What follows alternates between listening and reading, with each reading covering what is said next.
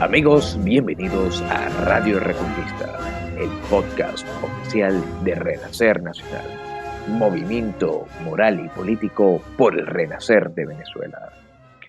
Amigos, el día de hoy tenemos a un invitado muy especial, nuestro primer invitado internacional, pero para ello primero quiero saludar a Alejandro, que nuevamente nos acompaña como el principal conductor aquí en Radio Reconquista. Buenas a todos, un placer estar aquí de nuevo, un placer hoy introducir al invitado, un saludo a todos y bueno, hoy tendremos un muy buen programa. Sí, justo hoy vamos a estar hablando sobre los diferentes tópicos del nacionalismo, porque cuando las personas empiezan a hablar sobre nacionalismo, realmente lo hacen desde una perspectiva muy efímera, no profundizan y se quedan en un mero rótulo, en una mera categoría que pocas veces logra llegar a lo que es el corazón teórico y filosófico de esta corriente que nos antecede generacionalmente y que por supuesto seguirá, porque a fin de cuentas el nacionalismo como teoría política es a la vez filosofía política. Es no solo una forma de ver el mundo, sino de hacer el mundo, de pensar el mundo.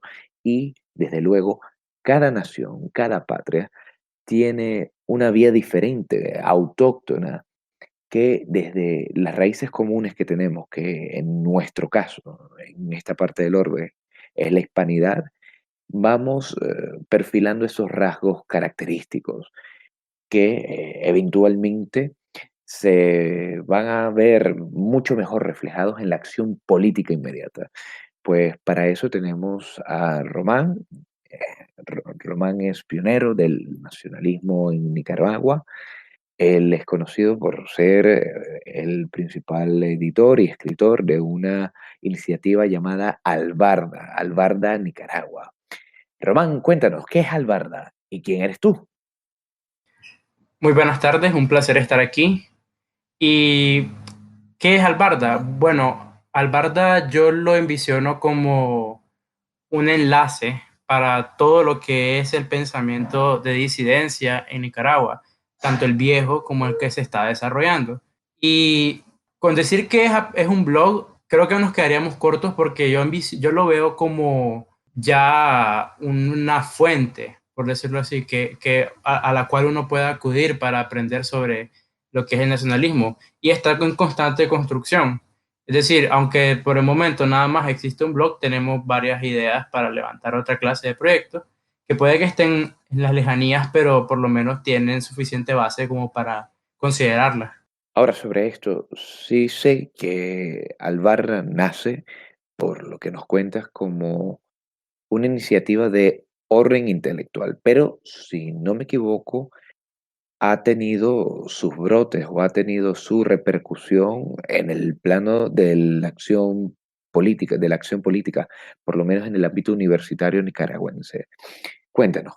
Por el momento no estamos tan organizados como para poder decir que hemos hecho algo que sea físico, ponerle, pero en las redes hemos ejercido suficiente influencia como para ya empezar a ser reconocidos de manera seria por actores, digámosle periodistas. Ponerle, hay periodistas que han mencionado lo que estamos haciendo en Albarta, pero no por nombre. Supongo que de cierta manera tienen miedo de exponer estas ideas que consideran peligrosas.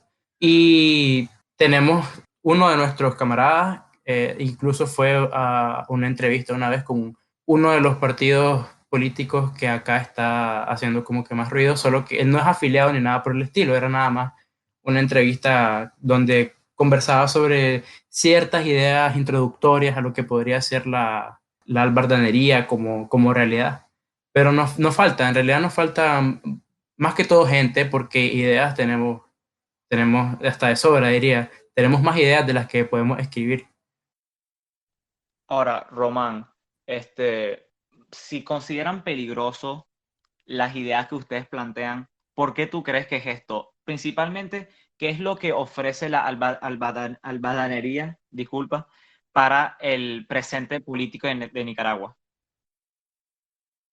Yo creo que este miedo viene a partir de una campaña que el sandinismo ha venido perpetuando desde que llegó al poder, que es la idea de hacer temer a la población de cualquier tipo de avanzada nacionalista. Porque siempre que uno habla sobre nacionalismo nicaragüense, lo primero que se le viene a la mente es el somocismo, y el sandinismo se ha encargado de manera magnífica a través de sus propagandistas de pintar una imagen del somocismo muy mala, que podría ser comparable con la que los partidos, si no tengo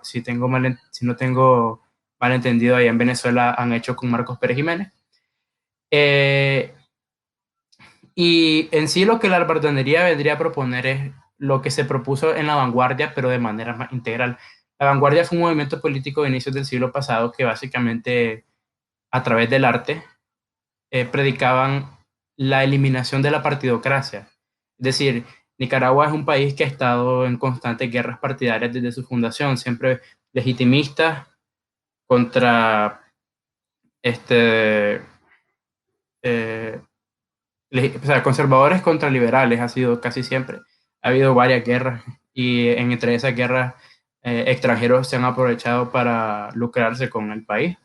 Entonces la vanguardia vino y consideró que esto tenía que parar, que tenía que alinearse cada uno de los partidos en pos de un solo interés nacional, de un nuevo ideal nacional utilizando la terminología que manejan en Relación Nacional. Y esto implicaría crear una autoridad unificada y fuerte. Y eso es algo que el periodista y la gente criada bajo el sandinismo suele temer, pues porque piensan únicamente en los abusos que ha habido en el pasado, abusos que además han sido exagerados, y no en las grandes cosas que pueden lograrse bajo este mando unificador. Ahora, algo que siempre me llamó a mí la atención de Albarda fue, vamos a decir, que el intento de crear un movimiento totalmente original. ¿Qué los puede diferenciar las ideas de ustedes, vamos a decir, la vieja guardia de lo que identificaban con el nacionalismo nicaragüense, como lo fue precisamente el somocismo o la vanguardia? ¿Qué es lo que logran diferenciar, qué es lo que logran unificar de esas doctrinas de antes con el presente? Lo que nos diferencia tanto del somocismo como de la vanguardia es el hecho de que nosotros incorporamos corriente, una tercera corriente de pensamiento que es el formalismo de los neorreaccionarios, pero a través de los autores más absolutistas, como se hacen llamar. Es decir, nosotros estamos intentando purgar todos los retazos que hubo del liberalismo y de ideología anárquica, tanto en la vanguardia como en el somocismo, porque el somocismo tuvo un periodo nacionalista en sus inicios y después se descarriló y se convirtió en un liberalismo, básicamente, que retenía ciertas ideas y ciertas instituciones nacionalistas, pero era demasiado liberal. Y la vanguardia a veces coqueteaba demasiado con esa parte de la tercera posición que se parece demasiado a la izquierda, que se junta demasiado con los comunistas, básicamente. Y si bien en la vanguardia nunca llegaron al punto de avalar a Mao o a Stalin, sí tenía esa posibilidad. Entonces la idea de la albardanería es eliminar estas cosas y crear una corriente que sea más pura, que ya rompa con la modernidad, que sea postmoderna. Y esto es algo que cuesta imaginar porque no es cosa fácil quitarse de 200 años, más de 200 años de asunciones liberales y empezar de cero. O sea, no es algo sencillo, pero es lo que estamos trabajando. ¿Y cuáles son las características principales de estas corrientes e ideas hoy en día? Del formalismo nicaragüense, de albadanería, de todo estas ramas distintas de ideas que se están juntando. Básicamente, la cosa que la hace más novedosa es una nueva ontología, es una nueva idea de cómo surge el humano y cómo surge el lenguaje también. O sea, y puede que no parezca tener implicaciones políticas, pero sí las tiene. La idea original del liberalismo es que las personas existen como individuos y que a través de su propia voluntad y su raciocinio entran a la sociedad. Pero esto es ahistórico, no existe, jamás ocurrió. En cambio, lo que ocurrió fue que a través de un centro social, a través de un signo que antes era visto como los espíritus de la naturaleza, fue que la sociedad humana surgió, fue que cada individuo tomó sus deseos, sus resentimientos. Este centro lo fue definiendo todo, pues básicamente. Y eso sí hay evidencia antropológica para eso. Hay un autor que me gusta mucho que se llama David Graeber. Es anarquista, pero sus juicios antropológicos son muy valiosos. Entonces, este centro social es el que define cada una de las facetas del ser humano y es el que definió a las tribus cazadoras y recolectoras antes de que apareciera el hombre fuerte. El hombre fuerte ocupa este centro por la fuerza y ahí es donde nace el Estado o un protoestado. Entonces, esta idea es revolucionaria porque ve al Estado no como algo que de lo que uno tenga que separarse o de lo que uno tenga que protegerse, sino que lo ve como el originador de todas las facetas de todas las facetas del humano, o sea, de su personalidad, de sus resentimientos, de sus disgustos. Sin el Estado, creo que esto lo compartí en Twitter también, sin el Estado no existiría el individuo, porque solamente dentro del orden del Estado es que el individuo puede desarrollarse. Y esto rompe con todo lo que ha sido la ontología liberal y es lo que nos da como resultado una autoridad coherente, una autoridad clara, precisa, que es lo que la albardanería busca. Y ya lo demás es la estética que cubre esta autoridad, este centro, que depende de país en país y como es nuestro caso, Nicaragua, es mestiza. Es decir, se tiende más por el hispanismo porque es lo que más nos queda, pero no reniega de la herencia indígena tampoco. Eh, de ahí es cuestión de ir adosando los diferentes aspectos de la cultura nicaragüense que quedan, porque ha habido un proceso de culturación muy grande aquí en Nicaragua a partir de los 80. Bueno, diría que desde antes, pero se empezó a sentir peor en los 80. Entonces, básicamente esta idea revolucionaria de que el humano no se origina por sí solo, sino que es originado por un centro y este centro en nuestras sociedades civilizadas es encarnado por el Estado. ¿Y cuál es la necesidad de presentar estas ideas hoy en día en Nicaragua? ¿Por qué la necesidad de tener de surgir este movimiento y todas estas ideas? ¿Y cuál ha sido, cuál ha sido el rol del liberalismo nicaragüense en toda su historia para tener que llegar a este punto? Estas ideas hay que exponerlas a día de hoy porque llevamos desde nuestra fundación trabajando sobre un sistema que no tiene sentido de ningún modo. O sea, el sistema de la República Nicaragüense es un sistema de poderes ofuscados, de poderes informales, que están en constante pleito unos con los otros y que no importa cuál esté arriba, siempre existe el espacio para que el que esté abajo empiece a subvertir. Es decir, ocurre la independencia. ¿Qué sigue? La revolución liberal. Pero la revolución liberal no es suficientemente humanista, no es lo suficientemente buena. Entonces tenemos que traer una revolución liberal nacionalista. Y esta revolución liberal nacionalista no es lo suficientemente humanista, no es lo suficientemente democrática. ¿Qué viene? Pues tenemos que formar una revolución sandinista. Entonces, en cada uno de estos procesos ha habido montones y montones de cadáveres. O sea, es un derramamiento de sangre que ha cautivado a los historiadores nicaragüenses. Desde que empezó el gremio, básicamente, porque es que es desolador ver cómo en la historia de Nicaragua nos estamos matando constantemente, sin llegar nunca a un punto de equilibrio total. El somocismo fue más o menos un punto de equilibrio, pero no se terminó de concretar por X y razones, más que todo por influencias estadounidenses. Entonces, la importancia de la albardanería es echar luz sobre esto, porque nadie está hablando de esto como es. O sea, todos se ponen a decir cosas que van desde la dialéctica marxista hasta el economicismo liberalista, de decir, no, si es que esto es porque la burguesía y no sé qué, y tal y tal y tal, cuando en realidad es un problema fundamentalmente de poder informal y de poder ofuscado. Entonces, es este caos el que queremos terminar. Es decir, ahorita estamos en un gobierno que es más o menos, bueno, fue más o menos estable durante 12 años y que está en un proceso de pleito con facciones que están haciendo lo que ellos hicieron hace 40 años, que es agitar a la gente para que vaya y básicamente muera para crear una nueva casta política basada en ideas más anárquicas. Entonces, yo considero que ya es suficiente pues, de esto. O sea, ya deberíamos estar pensando como una sola entidad, como un Estado coherente. Deberíamos tener una autoridad también que fuese honesta, una autoridad que dijese, eh, en este país se manda así, así y así, no como lo que tenemos actualmente, que en la Constitución dice una cosa y en el poder real es otro. O sea, y lo que genera espacio para que, como te digo, entren ideas anárquicas y más pleitos. Entonces, estamos cansados de la violencia partidaria, pues. Estamos cansados de tantos años de pleitos y de promesas vacías de libertad.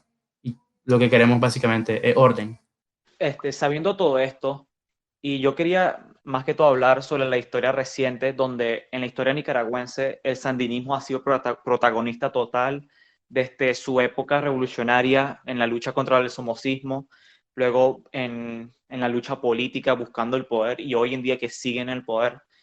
¿Qué papel ha jugado el sandinismo en todo este desastre en lo que tú llamas de una lucha partidista que lo que ha generado es anarquía en el país?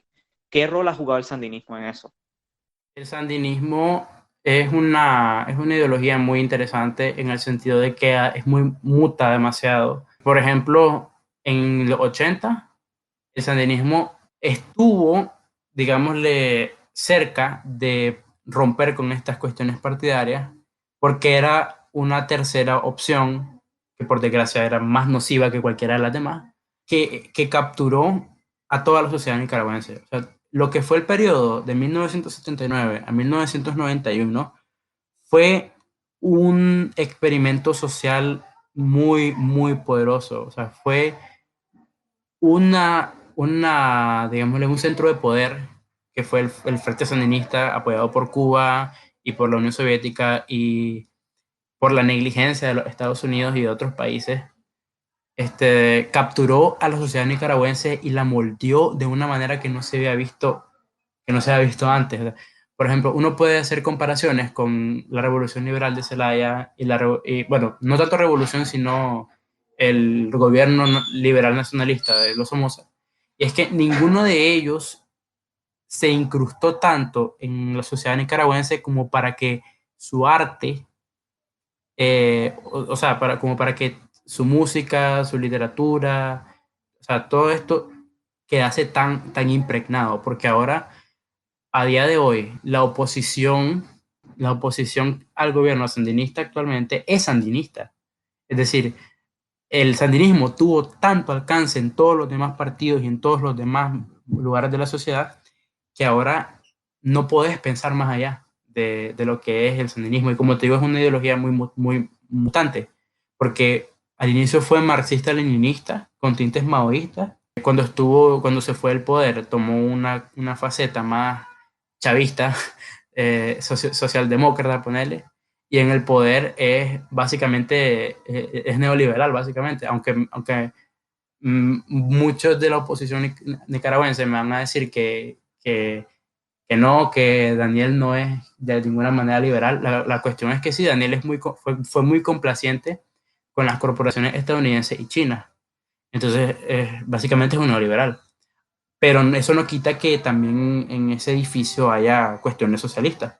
Entonces el sandinismo logró centralizar el poder mejor que nadie, pero no lo logró formalizar, no logró eliminar a la república, más bien la potenció en el sentido de que después del mandato sandinista vino los años de los liberales, que básicamente le abrieron la puerta a los Estados Unidos para que entrara toda clase de ONGs y ideas nocivas, o sea, feminismo, de la comunidad LGBT, no sé qué. Entonces el sandinismo es un fenómeno muy, muy, muy poderoso que de cierta manera ha colonizado a la sociedad nicaragüense y que hace muy difícil ver más allá de él. Entonces, durante la crisis han surgido ciertas propuestas para salir de él, pero ninguna como la albardanería. O sea, porque las que quieren salir de él usualmente lo que quieren es regresar a los liberales o ir a una idea vaguísima de democracia y derechos humanos, mientras que la albardanería propone algo concreto. Esto lo puede ampliar mi camarada aquí, Manuel, que esto no es para nada muy distinto a la historia republicana de Venezuela, donde constantemente después de la independencia se vio envuelta en simples luchas regionales entre caudillos con distintas ideas, incluso que entre los mismos independentistas habían ¿cómo se dice? Constante desacuerdos con cómo debía llevar el proyecto de la República, viniendo más a una historia más reciente, luego de los 1900 vamos a decir que pequeños periodos de estabilidad, paz y orden bajo gobiernos que realmente lo que eran dictaduras, que eran necesarias al momento, de nuevo regresando, saliendo de la dictadura, regresando a las viejas luchas partidistas, ahora con nuevos actores políticos, y así ha sido constantemente hasta ahora. Me llama la atención lo que tú dices, que el sandinismo al momento se presentó como una tercera opción y esa tercera opción fue mucho más nociva que las que ya existían. Exactamente pasó con el chavismo, que se presentó como una alternativa ante las luchas partidistas de Acción Democrática y COPEI, y bueno, terminaron siendo mucho más nocivas las ideas, vamos a decir que un socialismo, que lo que trajeron fue un socialismo mucho más adulterado de lo que ya existía en la República Venezolana. Manuel, ¿puedes ampliar más sobre esto? ¿Agregar algo? Bueno, a mí me gustaría empezar sobre el nombre del movimiento intelectual o metapolítico de Román Sandino, ¿no? Albarda, porque el nombre me llamó mucho la atención. No sé, y corrígeme si me equivoco, pero albarda hace referencia a una pieza empleada, sobre todo en los llanos americanos, ¿no? En el que es básicamente el asiento, ¿no?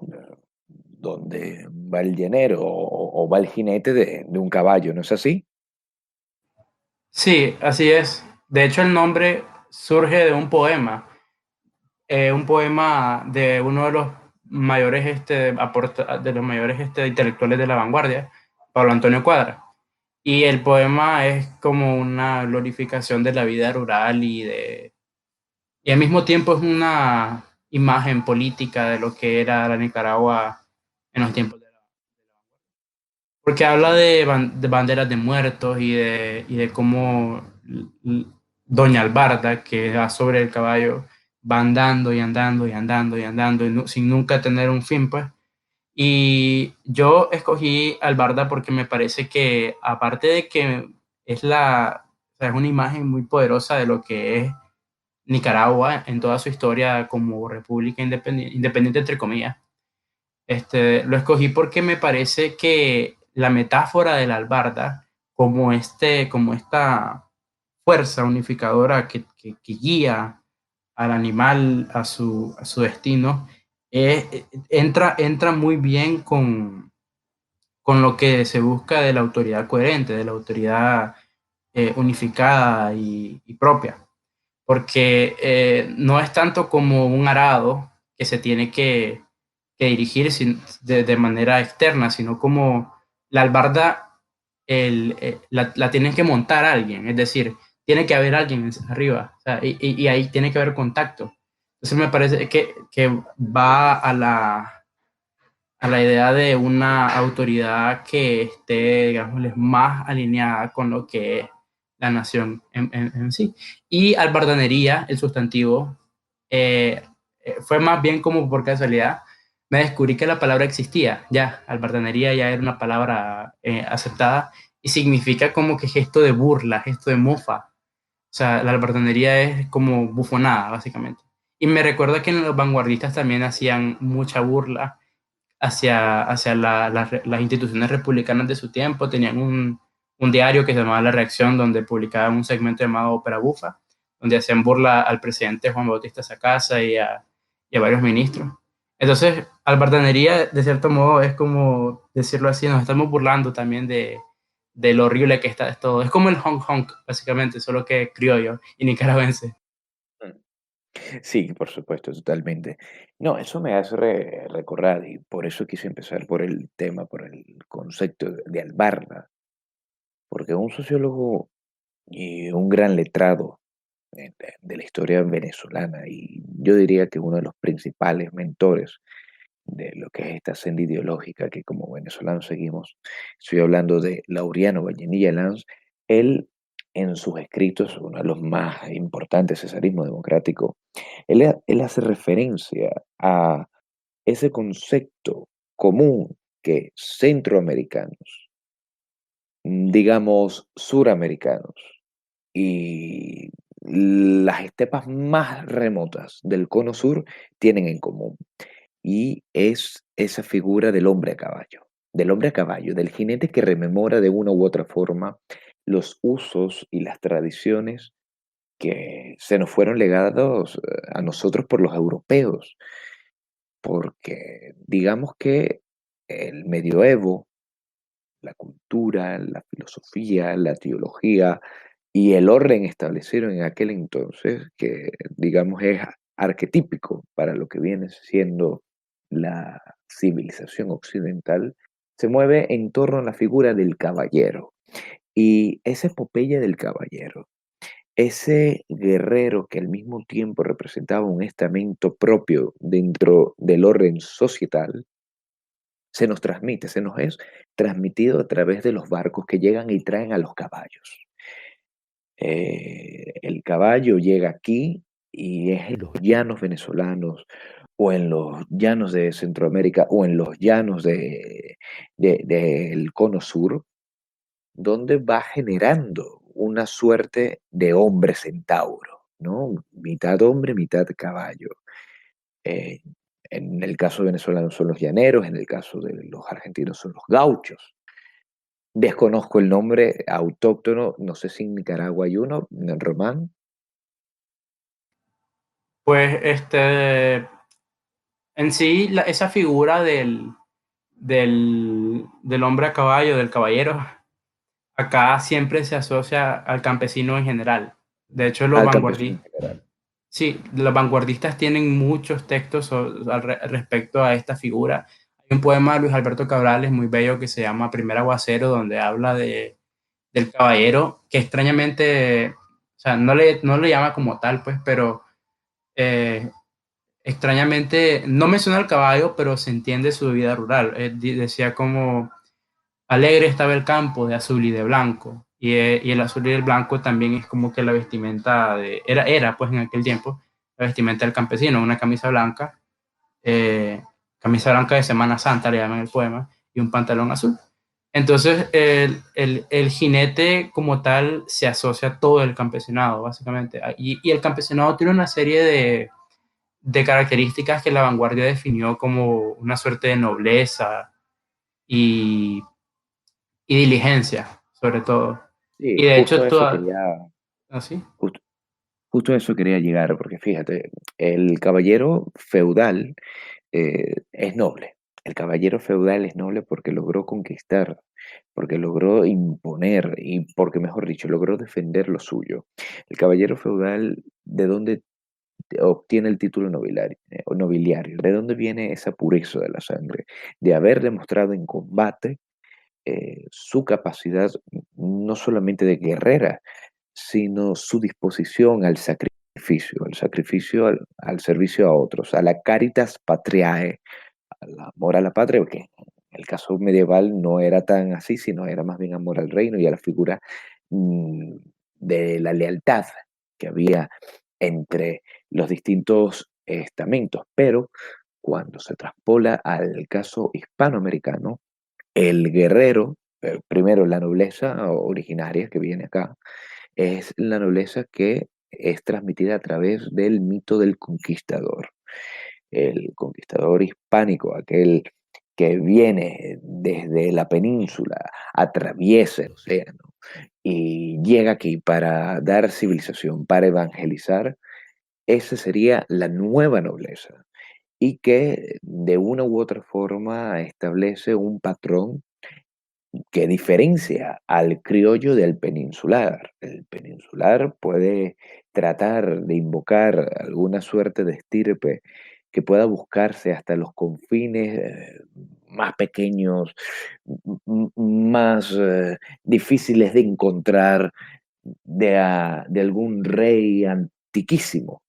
Mientras que en el caso criollo, en el caso americano, la estirpe, el abolengo de carácter nobiliario, supone una conexión directa con ese conquistador que daba igual su origen, su origen a nivel de apellidos.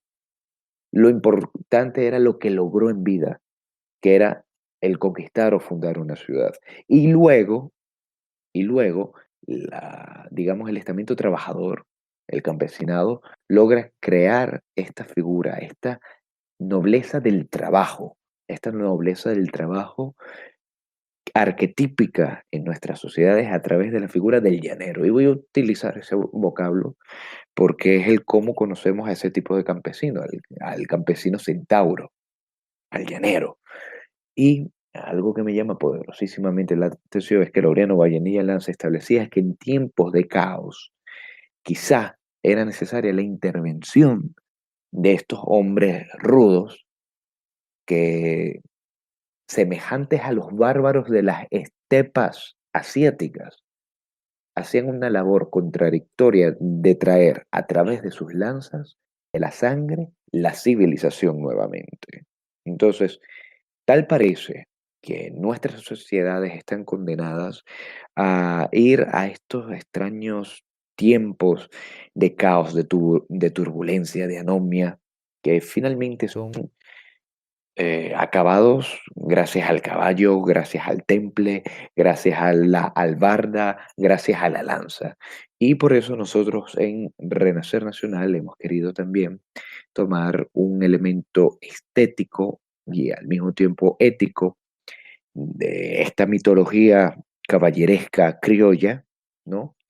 Bajo la figura de la lanza. Y de allí hemos tratado de generar un sustantivo conocido como lancerismo, que es nuestra propia forma de acercarnos a la realidad venezolana desde una cosmovisión nacionalista e hispana, que al mismo tiempo es criolla, que al mismo tiempo es occidental, pero también es muy nuestra, es muy autónoma y que a grandes rasgos ejemplifica esto que también compartimos contigo, la necesidad de un orden, la necesidad de establecer una auténtica autoridad y que este tipo de autoridad se consigue volcando nuestra mirada hacia aquellos sabios padres de la civilización, hacia los griegos y posteriormente los romanos. Ellos, sobre todo los romanos, ellos tenían un concepto conocido como auctoritas.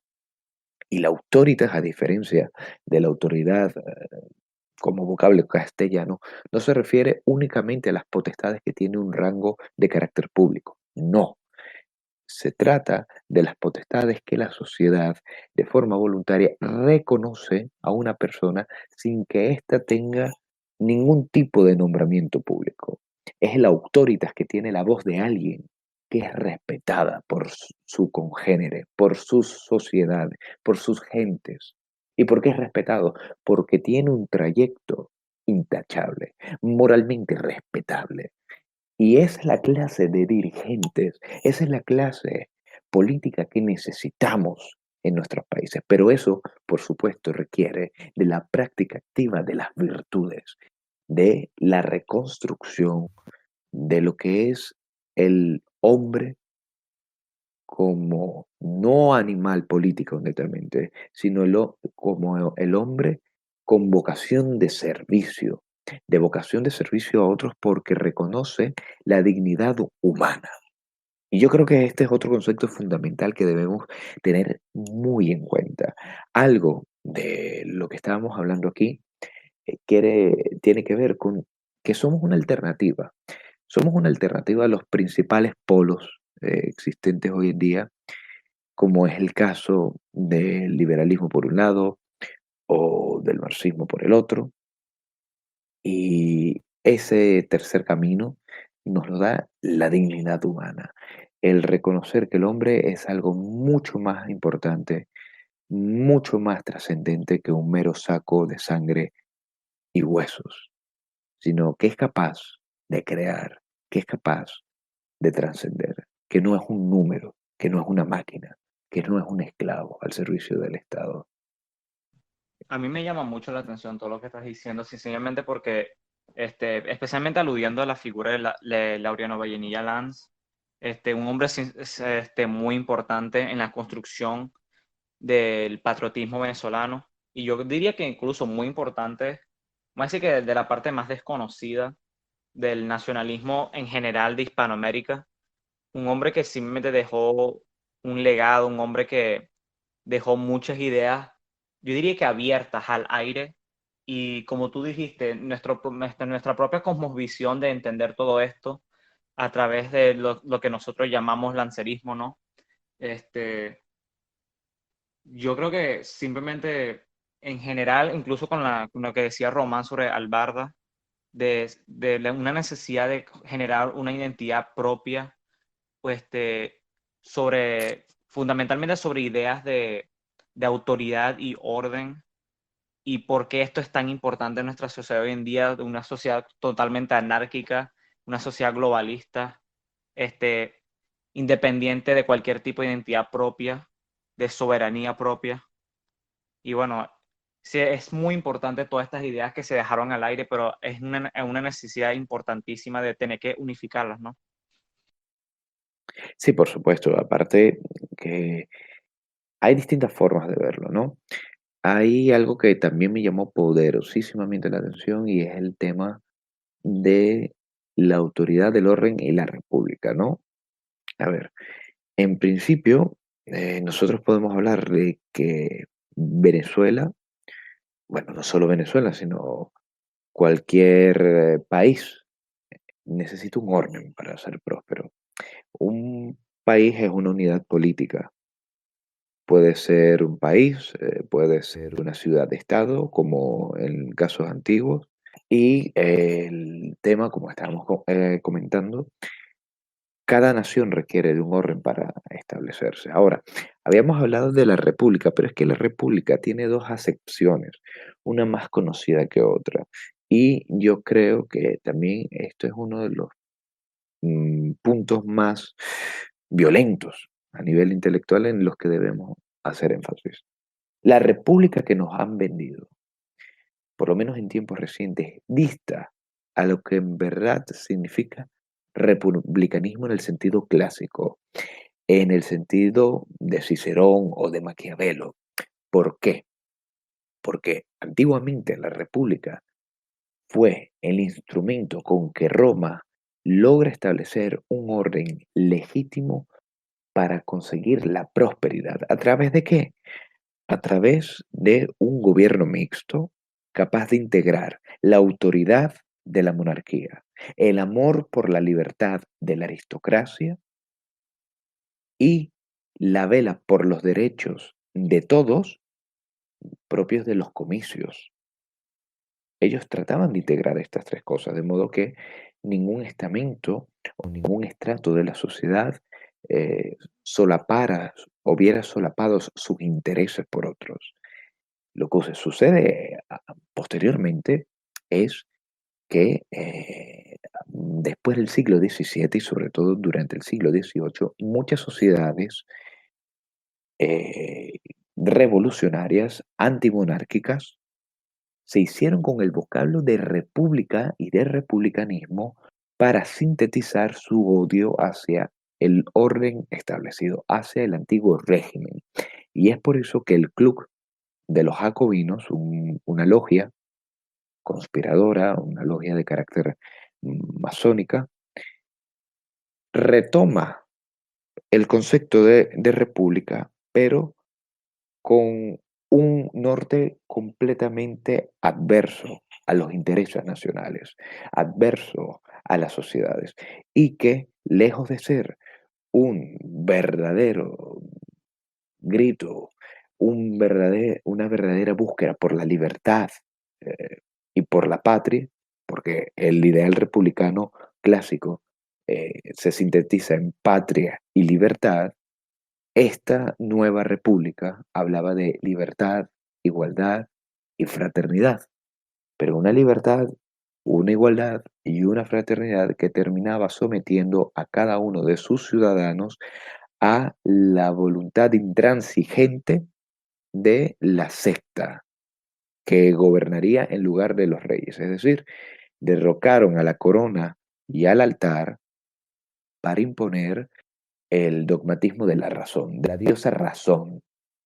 Ahí lo vemos, como en la Revolución Francesa llegaron hasta el absurdo y el extremo de profanar las iglesias, de sacar de su tumba, ¿no?, a los cadáveres de antiguos reyes, de monjas, de sacerdotes, y luego de profanar los templos católicos, establecían el culto a la razón. Hablan de cientificismo y de verdad científica, pero como una auténtica religión. Y esta forma iluminista de pensamiento es lo que hoy se sintetiza con el vocablo de república. Pero una república, quiero enfatizar en esto, falsa. Una república que nada tiene que ver con el sentimiento de amor a la patria que antiguamente podría sentir un ciudadano romano o un ciudadano de una república libre de la península itálica. ¿Por qué? Porque cuando Cicerón en sus discursos habla de que la libertad eh, y la grandeza del pueblo romano, de la ciudad romana, se ha conquistado a través de la sangre voluntaria de sus ciudadanos, significa que un orden republicano establece que cada quien tiene derechos y deberes, y que el principal deber es el bienestar de la patria. ¿Por qué? Porque para la república o la res pública, la libertad es un tipo de libertad nacional. Claro, en ese entonces no existía el concepto de nación de hoy en día. Podemos hablar de un tipo de libertad colectiva, en el sentido de que yo soy libre en la medida en que junto a mis conciudadanos escojo un orden y escojo someterme a ese orden, a esas leyes, lo que significa que si en un momento dado algún otro ente político intenta someterme para imponer su propio orden, yo debo ir a las armas, porque si yo tuve el coraje, el valor y la voz cantante al momento de establecer leyes, significa que estoy dispuesto a tomar la espada y dar mi sangre, mi vida y mi último aliento defendiendo esa idea de patria. ¿Por qué? Porque simplemente el que no es capaz de defender su patria termina siendo sometido por otra. Y esto no era para nada lo que el Club de los Jacobinos intentaron instaurar en Francia y luego en las repúblicas hispanoamericanas. Y allí el gran problema, y el problema que hoy en día heredamos, porque es una tara que nos viene desde la época de la independencia. Y para continuar la conversación, dejo en el aire esto tan llamativo de la historia. Los primeros independentistas en América, sea en Venezuela, sea en Argentina, en Centroamérica, ellos en sus constituciones invocaban a Dios y su condición de patriotas españoles, porque estaban en contra de la imposición de un rey francés, porque recordemos que todo este proceso independentista surge en Hispanoamérica como la reacción, la auténtica reacción hacia el advenimiento de este jacobinismo napoleónico que desde Francia venía invadiendo a España y que luego, tras la pérfida y cobarde actuación de Fernando VII, los patriotas americanos no tuvieron otra opción que declararse como repúblicas ante la ausencia de un rey que velara por ellos. Pero, y aquí viene el gran pero, entre estos primeros congresos que realmente se consideran a sí mismos hispanos, criollos y españoles, hubo fuerzas ocultas que intentaron cambiar el rumbo de ellos. Y fue por ello que tras la guerra de las independencias, que fueron guerras civiles en la mayoría de los casos, porque dividían a hermanos contra hermanos, realistas contra republicanos, luego terminarían replicándose entre liberales y conservadores, o entre godos y amarillos, y cosas por el estilo. Pero porque eran esas dos facetas, los criollos defensores de un antiguo régimen y los criollos defensores de estas ideas, digamos, de un republicanismo jacobino. Sí, yo tomaría de lo que hablaste sobre la República Romana un acercamiento más formalista que, como venía explicando, tiene que ver más con la centralidad humana.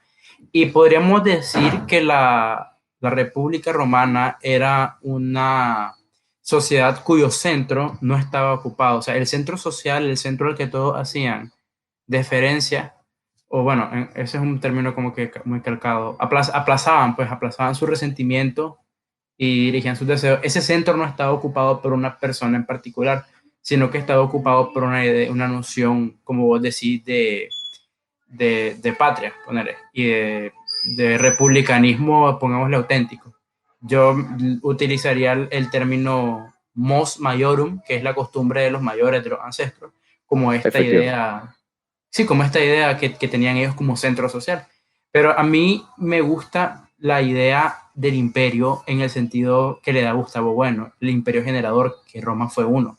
Es decir, cuando Julio César adquiere la capacidad para ocupar este centro y se denomina imperator, que es una categoría, si bien formal, de manera, digámosle, formal, muy similar a la del rey previo, que también tiene responsabilidades eclesiásticas, es lo suficientemente fuerte como para crear un orden, digámosle, un orden más coherente. Es decir, el Imperio Romano lo que creó fue efectivamente una serie de identidades nuevas. O sea, no es como el imperio de los anglosajones que destruye, o como el imperio de los mongoles que llega y se va en 30 años. O sea, es un imperio que fue tan poderoso que a día de hoy todavía hablamos un derivado de su lengua, todavía nos referimos a nuestros modos de gobierno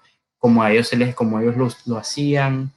Entonces, esto es algo que yo hago un paralelismo con una idea muy crucial de la albardanería, que es la del monarca en germen. Es decir, fue formulada por Pablo Antonio Cuadra en una de sus cartas a José María Pemán, el poeta español.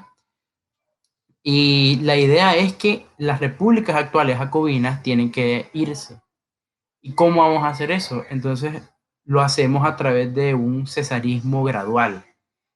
Como decía Pablo Antonio, vamos a tener un dictador para que luego tenga un hijo dictador y luego otro hijo dictador, de modo que conforme vaya yendo uno tras de otro, la República Jacobina se vaya disolviendo en un orden nuevo, que no necesariamente tiene por qué llevar el nombre de monarquía, así como Julio César no se dijo rey, sino imperator, sino yo utilizaría términos como soberano, soberano significador. Entonces, esa idea tiene como que ese paralelismo, así como vos haces un paralelismo entre lo que es tu idea del orden propio con la república, yo lo hago más con el imperio. Y tiene más peso, a mi parecer, el asunto del imperio porque tenemos una herencia imperial, efectivamente. Una herencia imperial que ha sido, digamos, muy vilipendiada de manera deshonesta.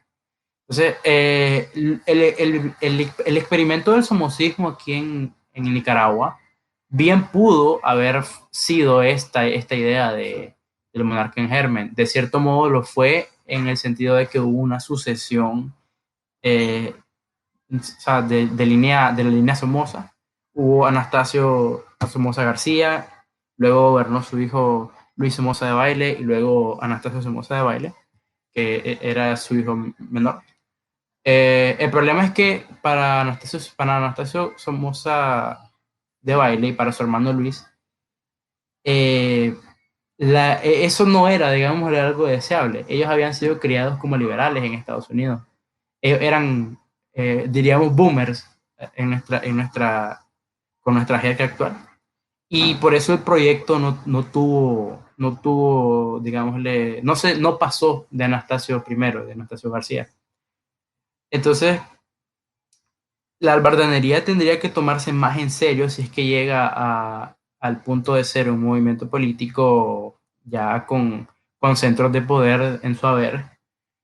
Debería tomarse en serio la idea de formar gobernantes que tengan en cuenta esta idea, que tengan en cuenta estas nociones de orden, como decís vos, y que ocupen por una vez, o sea, en toda nuestra historia republicana, este centro que en la República Romana estaba ausente y que en nuestra historia republicana también no está, pero de una manera todavía más destructiva. O sea, es la llegada de un hombre fuerte que canalice todo el resentimiento y todos los deseos de la nación a un objetivo común, que de cierta manera es la misma, digamos, dinámica que la República Clásica, solo que con un centro propio, o sea, con un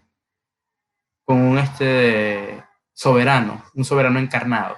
Que esa es la diferencia, o sea, la diferencia entre un soberano que no está ocupado y un soberano que está encarnado.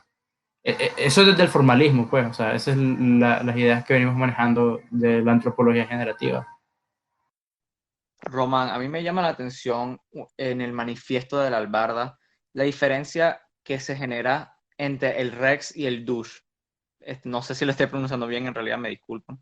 Pero mi pregunta sería esta: ¿cómo generar esa figura del Rex? ¿Cómo generar esa figura del monarca en germen en una república como Nicaragua? Ya con los Somozas fuera del poder hace ya décadas, ya con una dinastía política como lo creó el sandinismo, que se ha logrado perpetuar y como tú bien dijiste antes, de que se ha logrado mutar para permanecer en el poder.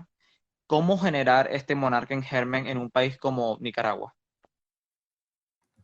El monarca en germen necesariamente tiene que tener aval religioso, tiene que tener una mística a su alrededor, porque si no, simplemente se trata de Corea del Norte, pero tropical.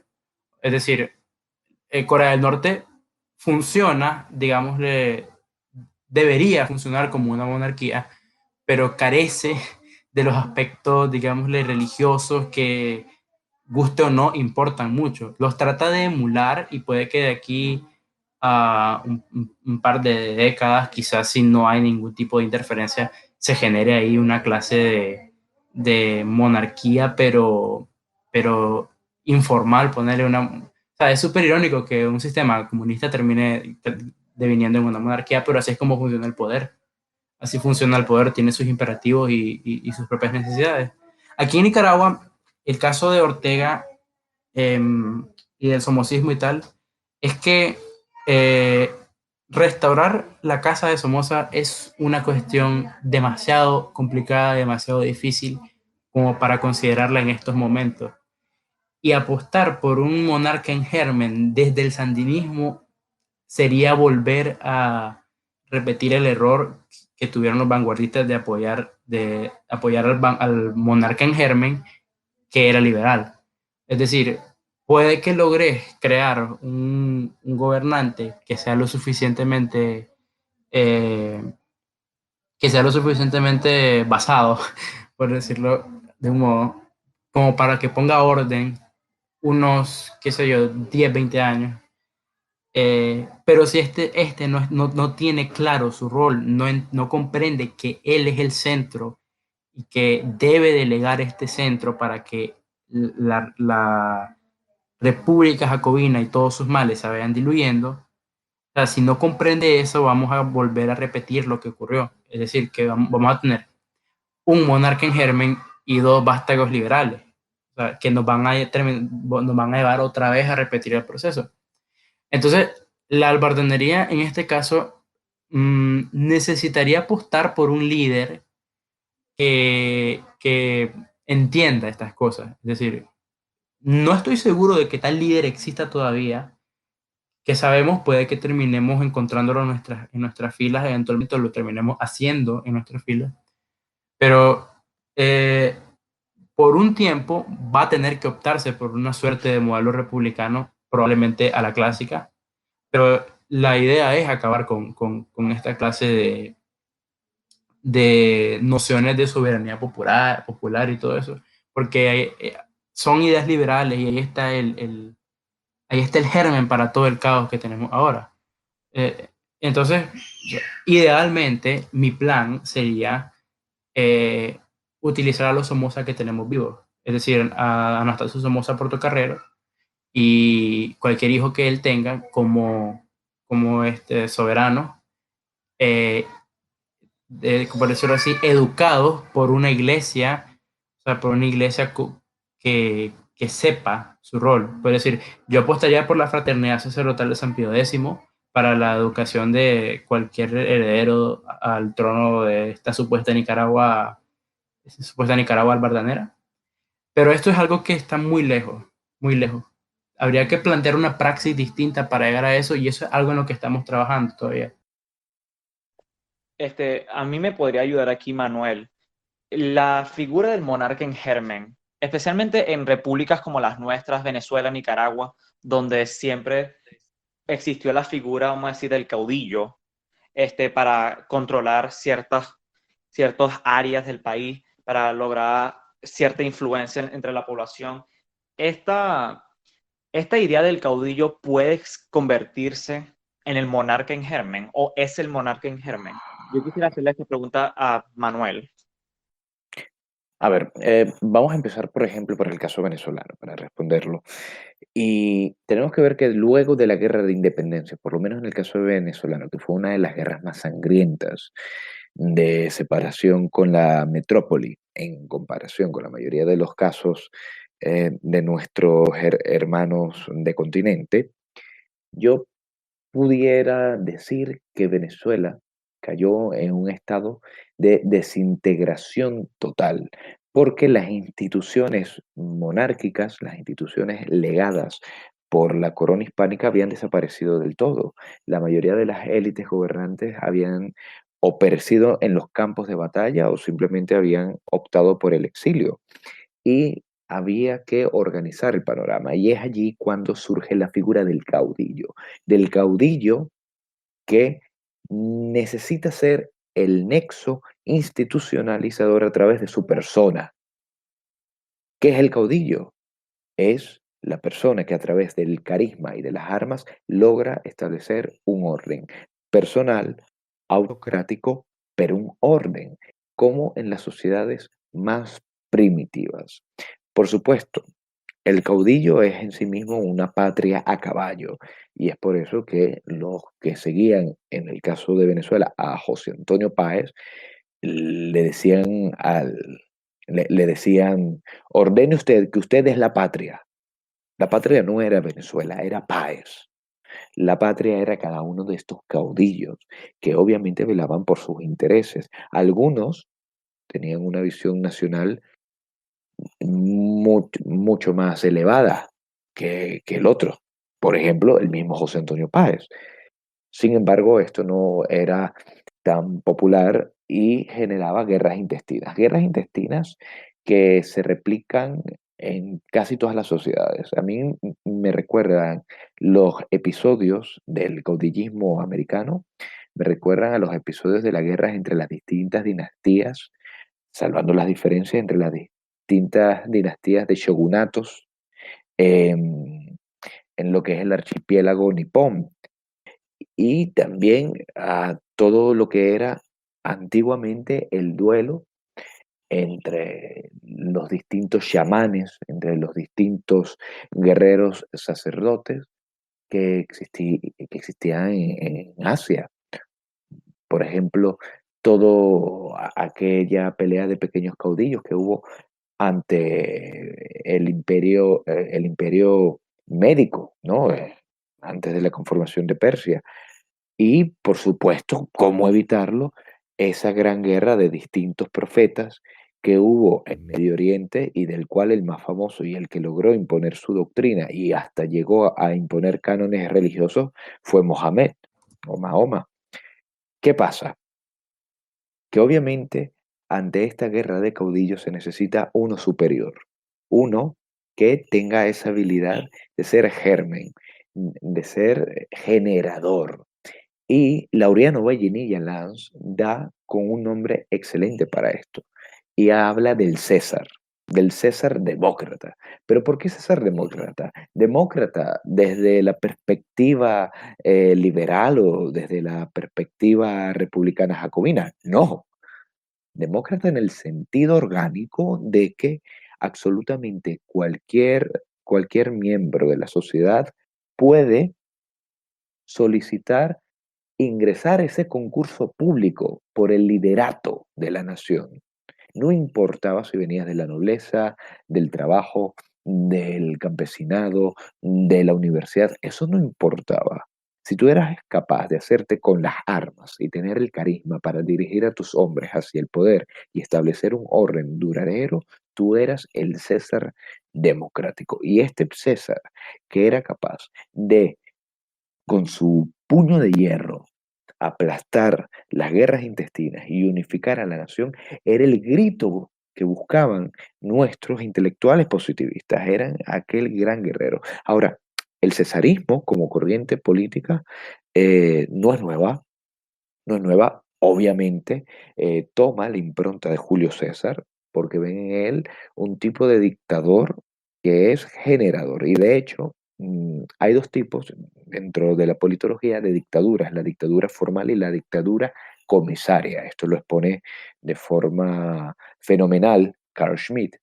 Y básicamente expone que la figura del dictador de la República Romana era aquel que siendo un ciudadano más de la República, recibía los plenos poderes, tanto militares como civiles, para establecer el orden y defender la libertad en tiempos de caos, en tiempos de crisis. Y se toma como ejemplo a Cincinato, un general romano que tomó el poder 2 veces durante un plazo no mayor a 6 meses, lo regresó de nuevo al Senado y volvió a su vida en su campo. Esa es la figura del dictador convencional. Sin embargo, el dictador comisario tiene como ejemplo a Sila.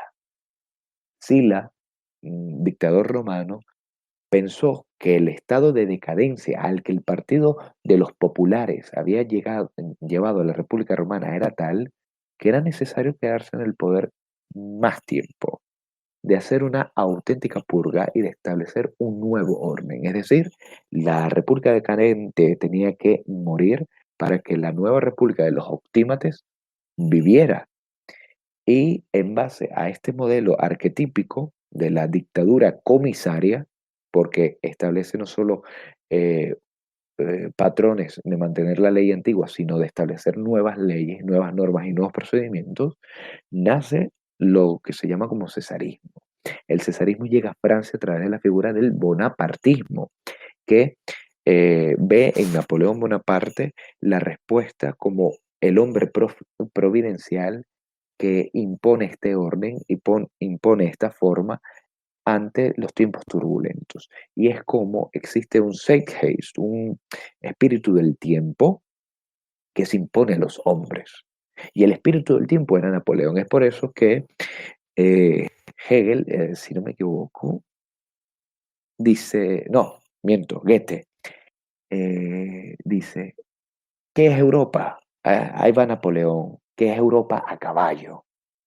Napoleón no era un hombre, era Europa encarnada en un nuevo orden que él estaba construyendo y que Napoleón era el resultado de la reacción del espíritu europeo ante la revolución jacobina, porque si bien Napoleón surge de este orden decadente e iluminista, él da un golpe de Estado y se establece primero como cónsul y luego como emperador.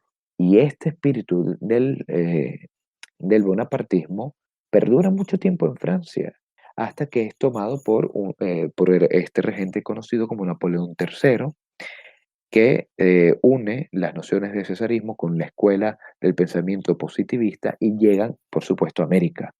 En Venezuela tuvimos el caso de Antonio Guzmán Blanco, que quería emular a Napoleón III, y la escuela positivista llevó frutos hasta gente como Caracciolo Parra Pérez, como nuestro querido Mario Briceño Iragorri, como nuestro querido Arturo Uslar Pietri, hoy por supuesto Laureano Vallenilla Lanz, personas, sobre todo Laureano Vallenilla Lanz, que veían en la figura de Juan Vicente Gómez a este César necesario, que le permitieron gobernar durante 27 años a Venezuela con mano de hierro, con tal de que estableciera el Estado nacional, el Estado moderno venezolano, y que creara la patria que faltaba por hacer, semejante a lo que hizo Porfirio en México y otros tantos gobernantes en el resto de las latitudes hispanas. Incluso en España, Miguel Primo de Rivera se encargó de hacer eso cuando España cae en la anomia producida por el abandono de la corona por parte de Alfonso XIII.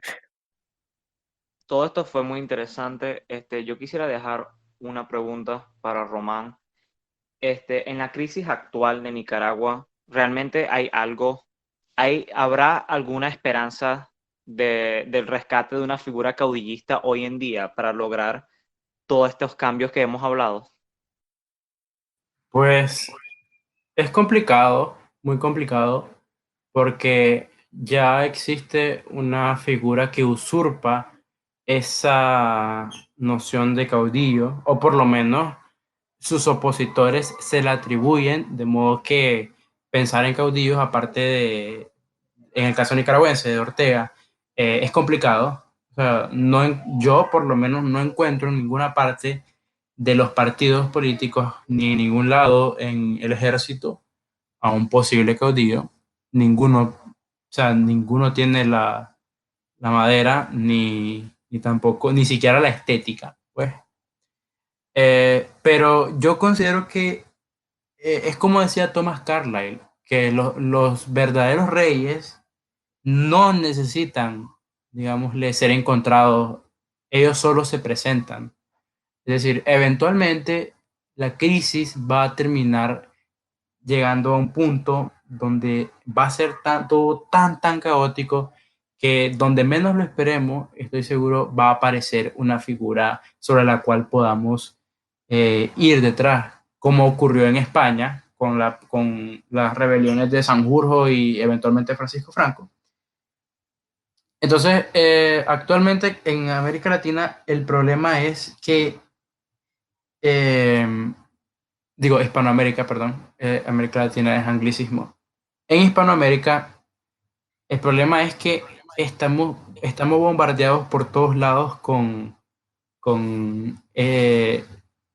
doctrinas y sobre todo propaganda anti-caudillista, anti-cesárea.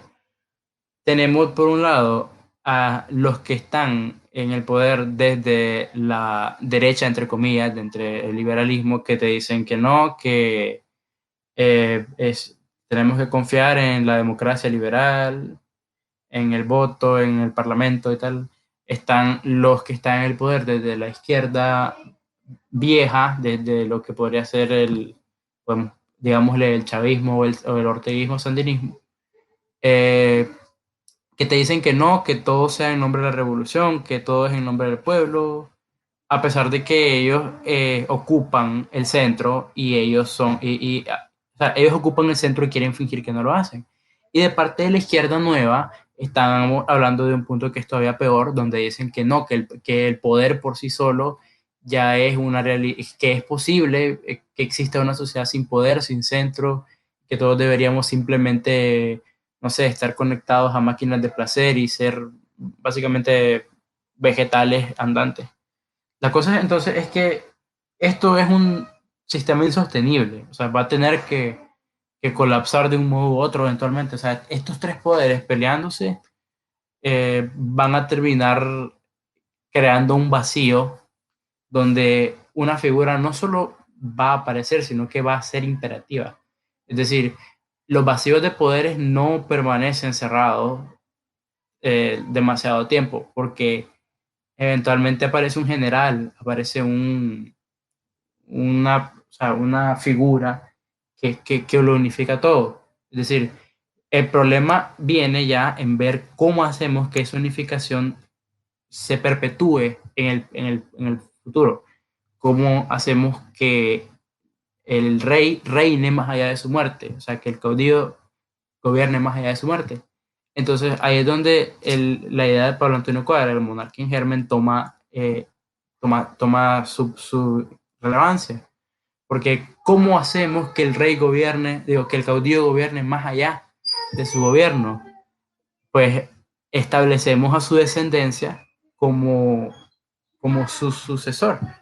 Es decir, aparte de que creamos legitimidad a través de lo que es los logros de uno u otro caudillo, estamos logrando que las particularidades de esta persona, o sea su carisma, sea su temple, su capacidad de decisión, de un modo u otro persistan en su descendencia. O sea, y ahí lo hacemos tanto de manera metafísica, espiritual, decirle, como física, como su propia genética.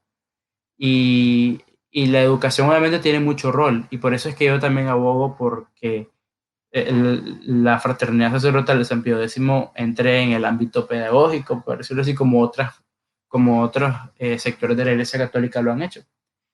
Básicamente esa es mi idea. Ideas muy interesantes sin duda.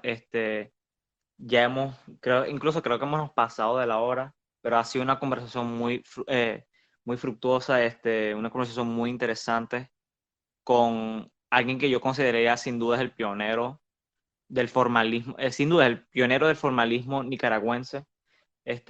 Algo último que agregar, Manuel, sobre todo esto.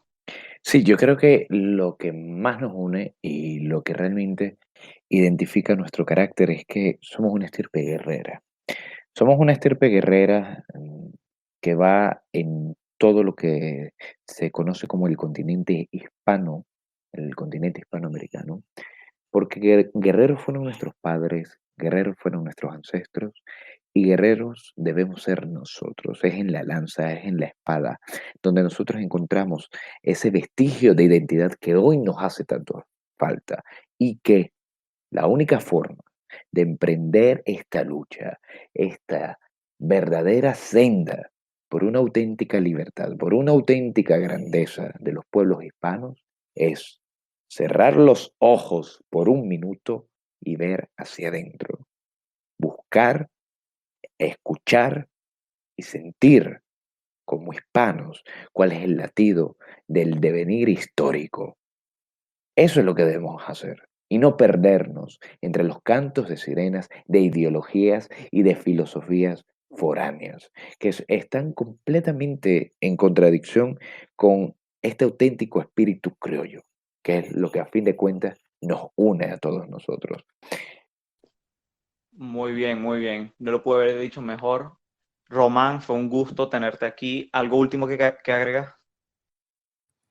Igualmente fue un gusto haber estado acá y me siento muy agradecido porque me tengan en este espacio, porque es una manera de empezar a dialogar entre movimientos afines, y algo que en el propio manifiesto de la Albertanería yo dejé en claro era un interés mío, y también es una manera como que de empezar a propulsarme a, a otros círculos nacionalistas más allá de lo que ha sido el nicaragüense, porque tenemos mucho que aprender acá todavía, y iniciativas como el propio Renacer Nacional me parecen que están a años luz de lo que nosotros hemos logrado por acá, y tenemos mucho que aprender sin duda, y admiramos muchísimo los logros, y estamos siempre trabajando para ayudar igualmente, para dar nuestro grano de arena a todo lo que es esta familia hispana de ideas, filosofías, como decía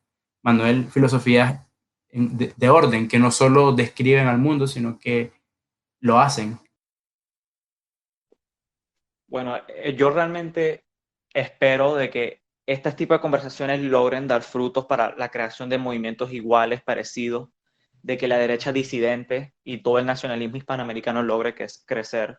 Un saludo a todos los que nos escuchan, un saludo a todos los infiltrados que también siguen escuchando, un saludo a los nuevos infiltrados de Nicaragua que sin duda yo creo que van a estar interesados en estos planteamientos, en estos acercamientos, a los que son también gente perseguida, gente difamada en Venezuela, ¿no? Un saludo a todos y bueno, hasta el próximo episodio, que Dios me los bendiga y bueno, hasta la próxima. Hasta luego. Reconquista o Luceros. El pueblo de hoy tiene un nuevo ideal para cuya realización es necesario que cada venezolano se ponga integralmente a su servicio como soldado del trabajo, como soldado del trabajo.